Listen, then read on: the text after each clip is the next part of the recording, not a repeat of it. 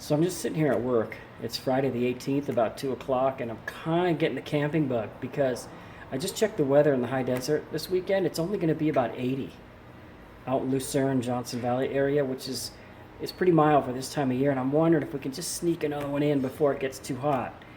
The fenders are on order. They're coming. Found those. I've got some temporary magnet lights I could put on. So it's Friday, and I'm just thinking maybe we might pull a one-nighter. Maybe bring his quad so we can ride this time. So we'll see what happens. Saturday morning, the 19th of May. I guess my boy was invited to a pool party today. So I let him make a choice if he wanted to go camp tonight or go to a pool party. And the pool party won. So I planned on working on it today, but just a few minutes ago the power went out.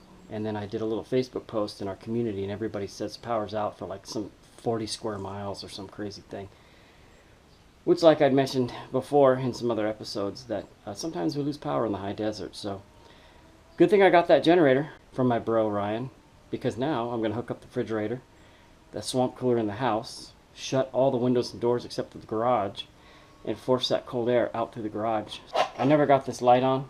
I'm going to try to get that on today. I'm going to try to get the window tinting done, and then I'm going to just brainstorm this idea that we've been thinking about forever that should have been planned in the very beginning, but we'll see where we get today. So I'm going to hook everything up, run some extension cords, and get to work.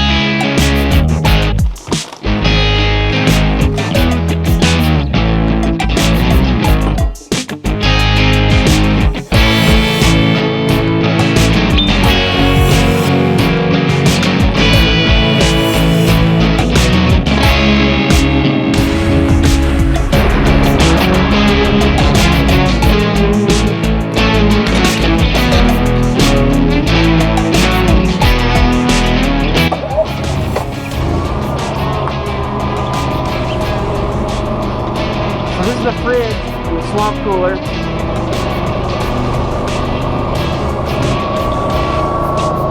is going to be the garage for the lights and music and stuff.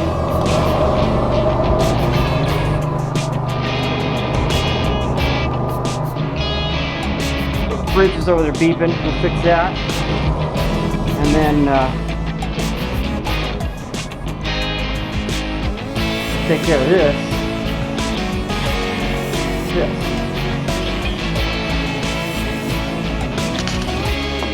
Alright, so we got this whole edge taped up with gaffer's tape. So it'll be easy to take off, but it's going to keep hot air out. Well, that thing's going over there. So, back to the garage, back to work. And of course, wouldn't you know it, after waiting 40 minutes to see if the power was coming back on, checking Facebook, and everyone's saying it's off for 40 square miles, thinking it's probably something major, I get everything hooked up to the generator, and the power comes back on within like a minute. So, time to clean that back up.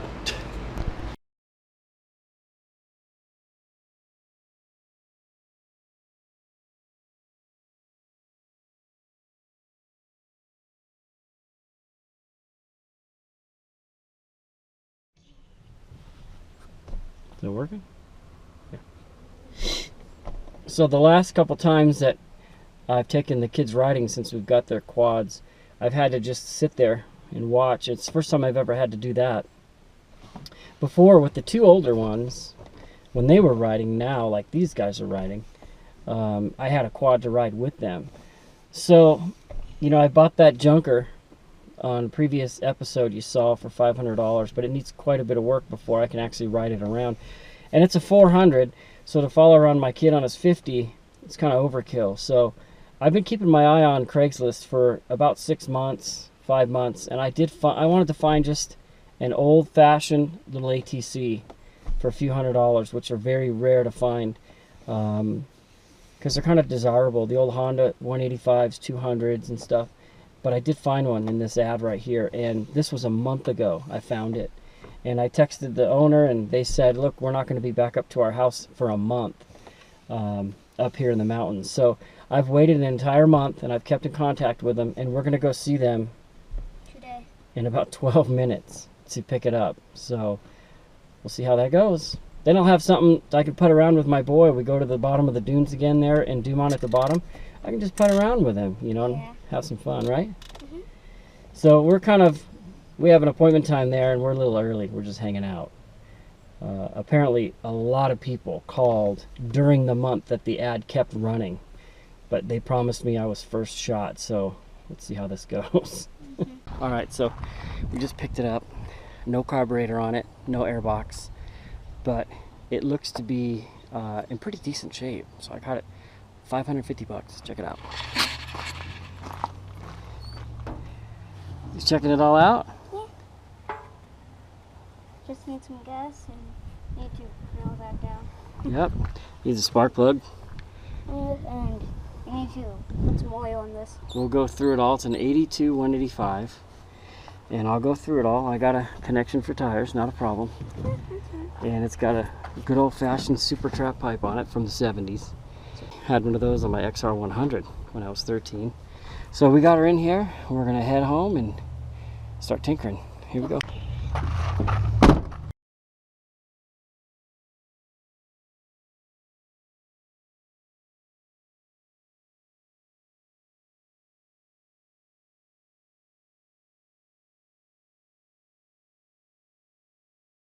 This was the kind of deal where they bought the house and the ATC was just left there. So have to track down some paperwork and stuff. But we're gonna put her together and get her running so I can follow my boy around. And either way, not a bad drive up here to pick it up. So take a look at this view here.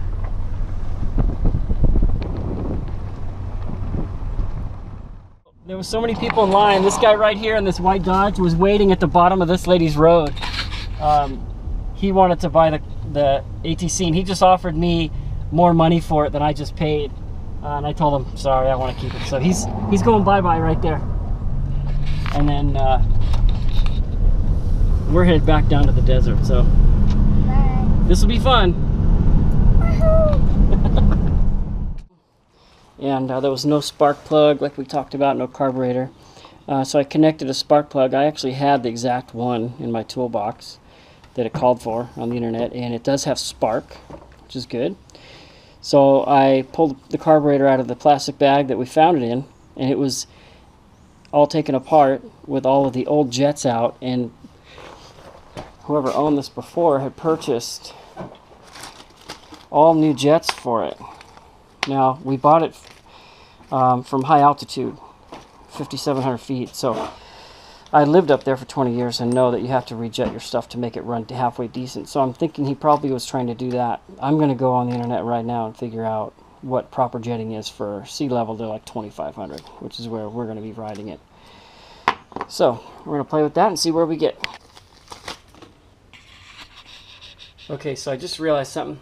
I'm just working on this carburetor a little bit, and I had assumed that maybe because I purchased it at high altitude, the former owner was trying to jet it for high altitude, had the carb off, and had bought new jets. Well, I did some research, and all of his old jets, they're the same sizes as the new ones that he bought. He even bought this new little doohickey that goes in the bottom of the carburetor bowl. So apparently he was trying to give it a tune-up, I'm thinking. He had the plug out. It's got a brand new plug in this bag. All the jets were out and brand new jets in this bag.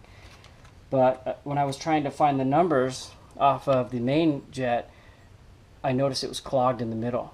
And here's a really good picture I got. I dug some of it up, pushed it up the other side, but it was down in there. You couldn't see it.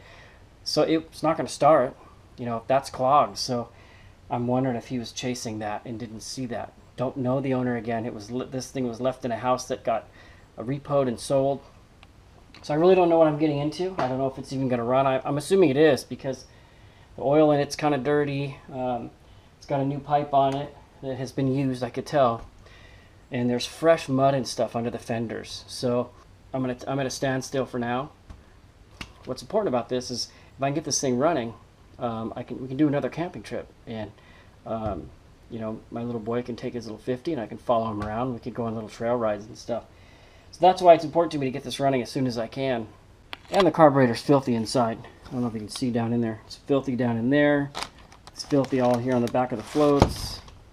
You know, the bowl's got like dirt flying around in it. So this dirt in the bottom of this bowl looks like what was in the carburetor. So maybe because there's mud and stuff splashed underneath those fenders, maybe he sucked a little mud or something up into that carburetor, and that was his demise, resulting in where it is now. So that'll be it for this weekend.